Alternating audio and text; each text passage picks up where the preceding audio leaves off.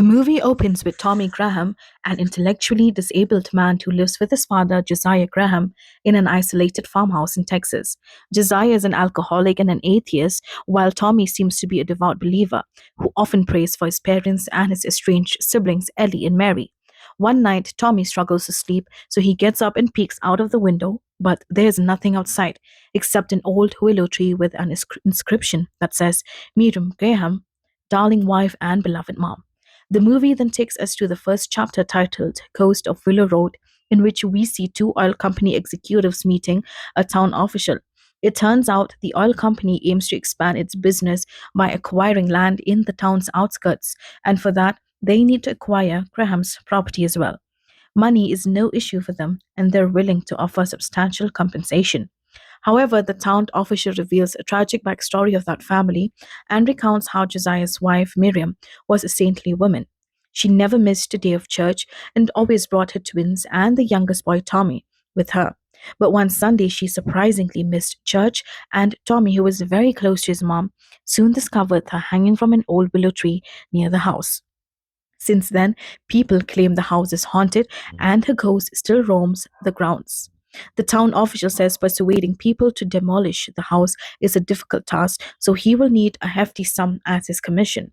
Elsewhere, the father and son arrive at a local market to buy liquor when Tommy spots a kid named Tanner with his mother. Josiah wants him to stay away from them, but Tommy insists that Tanner is his friend. He then enters the store where he approaches Tanner and attempts to speak with him.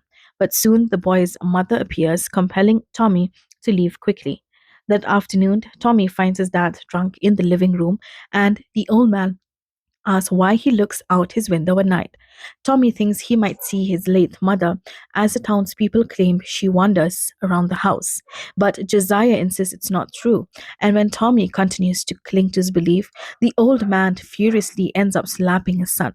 That night, Josiah is seen sleeping peacefully in his bed. Right when this happens,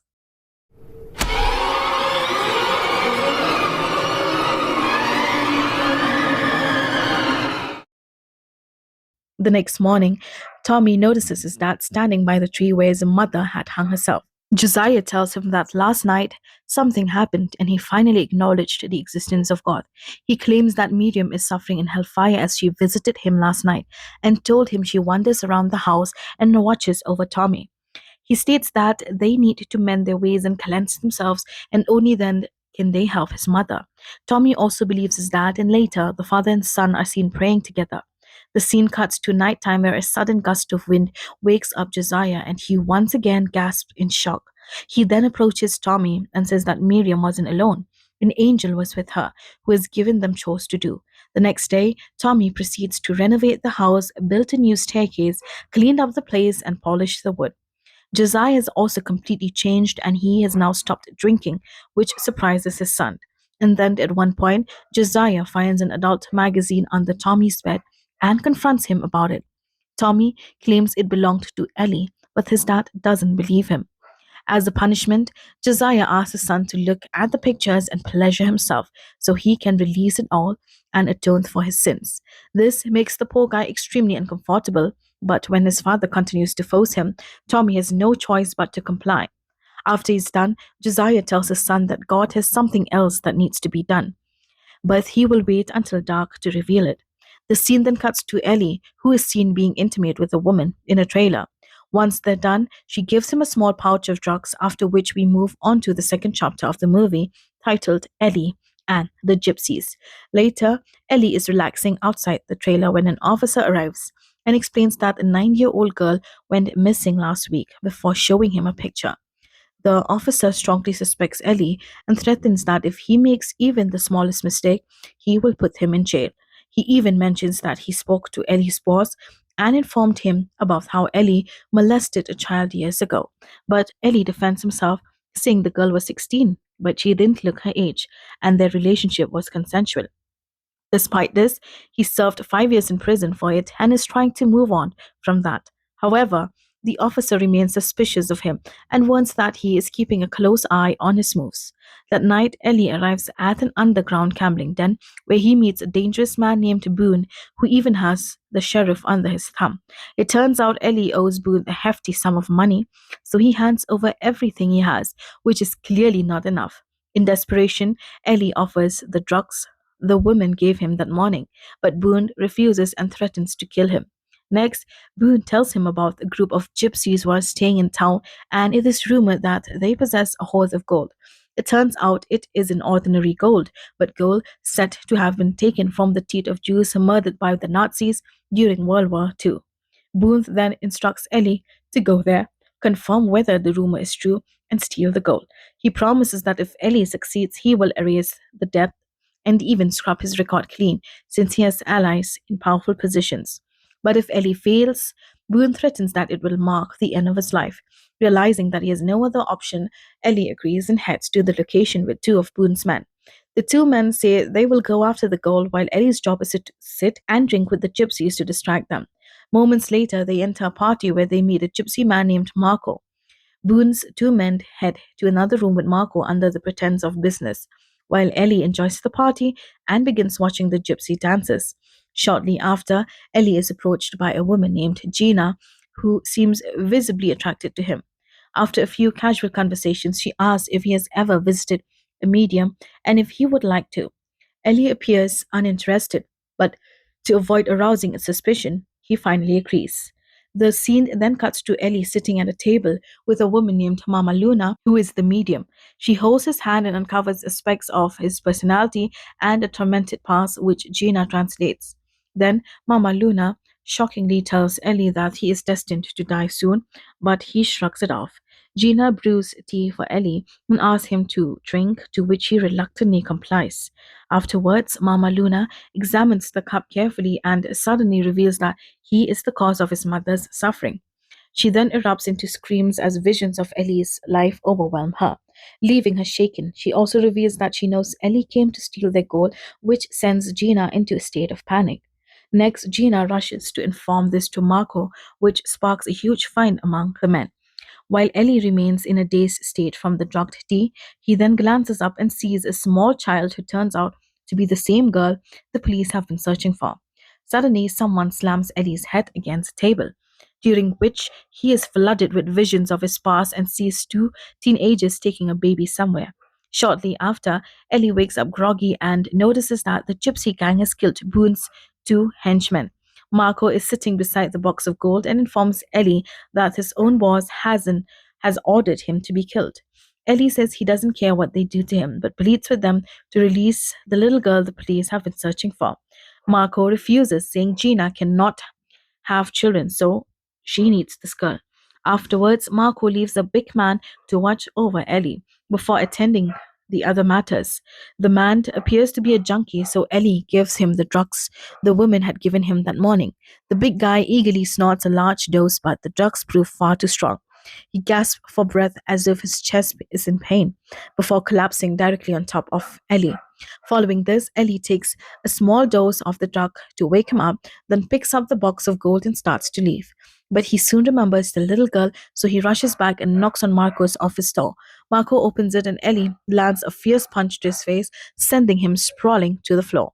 He finds the little girl with Mama Luna, so he escapes with the child and the gold while the medium doesn't intervene. Once outside, Gina notices that Ellie has taken the girl and begins to panic, after which a horde of gypsies starts chasing them.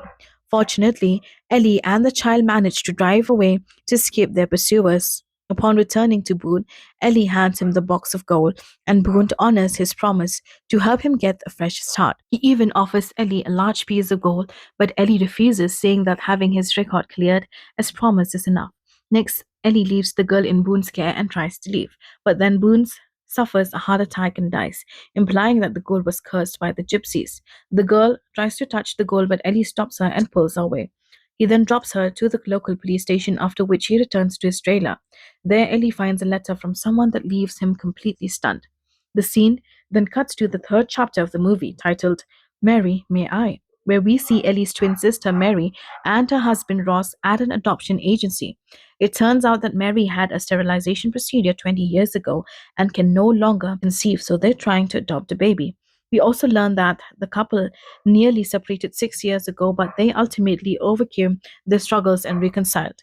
The agent appears worried about Mary's mental well being and recommends that she consults a psychologist for an evaluation before moving forward. That night, the couple is seen having dinner with some friends, during which one of the guests comments that Mary and Ross would make lovely parents. Strangely, this offends Mary, who asks how the guests could possibly know what kind of parents they would be since she just met them. The atmosphere becomes tense, so the woman eventually apologizes, and the conversation moves on. After everyone leaves, an enraged Ross confronts his wife and urges her to take her medication to keep her mental health stable. He admits that he's constantly frustrated with her but never says anything because he fears she might try to kill herself. Here, Mary realizes she embarrassed him earlier and apologizes for her actions. Later that night, we see a disturbing sight of Mary stabbing herself, but it turns out to be a nightmare and her husband rushes to comfort her. The next day, Mary attends a psychological evaluation where she cries and explains that she wants a baby because she has so much love to give. Later, she returns home and is stunned to find Ellie waiting for her. Mary tells him he has no right to show up like this, but he asks her to listen first. Ellie then shows her the letter from the oil company, but she reveals she already knows about it. He tries to convince her to sign the papers, explaining that selling the land would give each of them a life changing amount of money. Mary isn't sure, so Eddie brings up a childhood game they used to play called Mary, May I, where Mary had to do anything he asked without hesitation. Upon hearing this, Mary is flooded with haunting memories from her past and says she wants to return to their old home. They know that Tommy won't agree easily, so they decided to visit him together and try to persuade him. Mary also expresses concern about their father, but Ellie assures her that he'll handle him. Following this, the siblings make their way toward their old home and stop at a motel on the way. Later, they finally arrive at their destination and notice how much the place has changed. When Tommy steps outside, Mary is excited to see him after so long and hugs him tightly. Tommy then spots Ellie as well and suddenly bursts into tears as he embraces his older brother. He brings his siblings inside and asks them to stay the night, to which they reluctantly agree. Later, Ellie and Mary exit the house to look for something and worry if the developers start digging. They might uncover it, which could drag them into serious trouble. Mary states that before she went to the motel earlier, she sat in the car for 20 minutes, but Ellie says she went outside, and that's all that matters. The siblings hug each other while Tommy and Josiah watch this from the window. The old man tells his son that God doesn't lie, and these two twins are the reason their mother is burning in hellfire. And we see the same childhood flashback. Next, Ellie grabs a shovel from a shed and begins digging the land in front of the house. Mary, on the other hand, tries to talk with Tommy to make him sign for the oil company. Just then, she gets a call from Ross, who states that the agency has made a decision and Mary is going to be a mom. This makes her very happy and emotional. While outside, Ellie grows frustrated as he continues to dig but doesn't find anything. That night, the siblings and their dad gather in the dining room, during which Josiah asks Tommy to tell these two about their mom. Tommy then tells his siblings that their mom is in hellfire and they are also going to end up there unless they change their ways and live righteously. However, Ellie says what Tommy knows about living right when he has got a letter from his ex wife's attorney with a restraining order. It turns out that Tanner, whom Tommy saw at the beginning of the movie, is actually his son, but his ex wife divorced him a year ago and remarried. But Tommy has been bothering and approaching them repeatedly, so he has gotten several letters asking him to leave them alone. Then, in a shocking twist, Tommy accuses his siblings of being in a relationship and says their mom killed her because she saw them together. And an even more disturbing thing is the siblings even had the baby together. However, Ellie argues it's not true and claims the baby was because their father molested Mary. This makes Josiah furious, so he begins screaming and yelling while Tommy desperately tries to calm him down. Upon seeing this, Ellie suddenly asks who the hell he is talking to, and when Tommy says their dad, the siblings are left horrified. Tommy now accuses his siblings of still sinning together and claims they were at the motel committing sins before they came home. The twins deny this, and it is at this point that Ellie reveals that their dad has been dead for 23 years, implying that Tommy has been seeing either a hallucination or Josiah's spirit. Tommy claims his dad is trying to save them, but Ellie reminds him of how physically abusive Josiah was, who burned Tommy's head with an iron when he was just 4 years old. He regularly used to beat Ellie with straps, and the worst abuse was endured by Mary, who was molested by their dad. When Mary got pregnant, their mom found out and killed herself, after which all three siblings teamed up and killed their father. Upon hearing this, Mary starts crying, and the siblings think Tommy is crazy and needs help. Ellie then tells him that even if their dad is actually speaking to him, he doesn't want to save them and only wants revenge. He urges his brother to sign the papers so they can get rid of this cursed place and move on with their lives. But Tommy accuses the two of killing that baby and claims it took him a long time to find out about that. However, the twins ignore him and approach a large chest in the house, which is locked. Ellie begins frantically kicking it and eventually manages to break the lock. And then when they open it, the two are horrified to see the remains of Josiah and the baby inside. This is what Ellie had been searching for outside, but it turns out Tommy had already dug it up. Just then, Tommy rushes at them with an axe and plunges it into Ellie's chest. Ellie dies instantly, just as Mama Luna had predicted. While a horrified Mary runs into a room and locks the door, inside she hears music coming from a record player, and suddenly she sees a vision of a dead father. Tommy steps inside the room, so Mary tries to flee outside, but then Tommy catches up and viciously stabs her multiple times until she is dead as well. Later, we see Josiah once again drinking into the house while Tommy sits motionless at the table. Suddenly, a fire breaks out at the old tree where Mary had hung herself. The scene then cuts to a flashback at the motel where we see that Mary and Ellie had indeed made love before coming home, proving that Tommy wasn't crazy. The movie ends with flames engulfing the willow tree and the words Ellie and Mary Graham, sins paid in full, scrawled across it, and that's where the story ends. A family destroyed by sin, a brother consumed by belief, and a truth so horrifying it stayed buried for over 20 years. But the real question is, was Tommy truly insane, or was he the only one who finally accepted the truth? Because in the end, everyone paid for their sins. If you enjoyed this movie recap, make sure to like the video and subscribe to CineSnap because we bring you the most disturbing, shocking, and mind bending movie stories every single week.